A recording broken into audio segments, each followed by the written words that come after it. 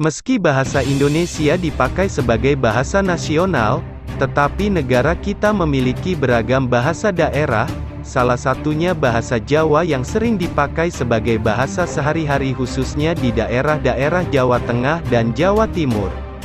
Namun, tahukah Anda kalau bahasa Jawa tidak hanya dipakai di Indonesia? Ada beberapa negara memakai bahasa Jawa untuk bahasa sehari-hari. Bagaimana bisa mereka memakai bahasa Jawa? Simak videonya sampai habis, jangan lupa di-subscribe dan nyalakan tombol lonceng.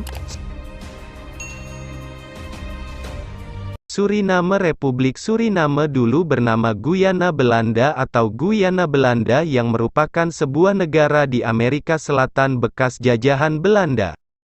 Di Suriname tinggal sekitar 75.000 orang Jawa.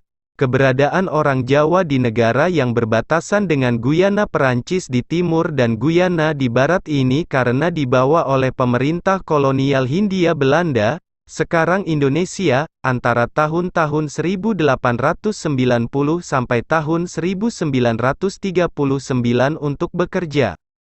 Hingga saat ini orang-orang keturunan Jawa tinggal di sana dan menjadi warga negara Suriname serta masih menggunakan bahasa Jawa sebagai bahasa sehari-hari.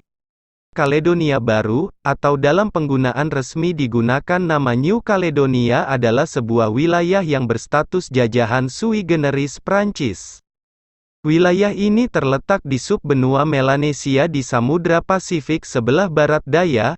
Pada 1896 dikirimlah 170 pekerja dari Pulau Jawa karena Prancis meminta buruh untuk pertambangan nikel dan perkebunan di Kaledonia Baru.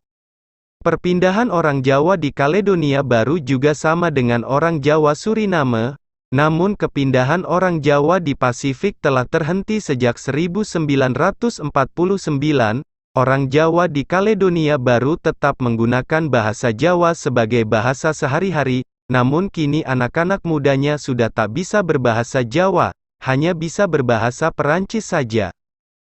Cocos Island atau Kepulauan Cocos, Kiling, terletak di Lautan Hindia. Pulau ini merupakan daerah bekas jajahan Kalimantan, pertama kali dilihat oleh Kapten William Kiling ketika dia sedang melayani perusahaan Hindia Timur Britania. Saat itu, kepulauan tersebut tidak berpenghuni dan Kiling maupun pelayar lainnya tidak berusaha untuk menempatinya hingga abad ke-19. Kapten Kiling dihormati sebagai penemu pertama dengan penganugerahan nama keluarganya sebagai bagian dari nama kepulauan tersebut. Penduduk di pulau ini adalah orang Jawa dan Melayu, maka tak heran jika bahasa Jawa dipakai di negara ini. Belanda adalah sebuah negara peserta Kerajaan Belanda, yang terdiri dari 12 provinsi di Eropa Barat Laut, dan 3 pulau di Karibia.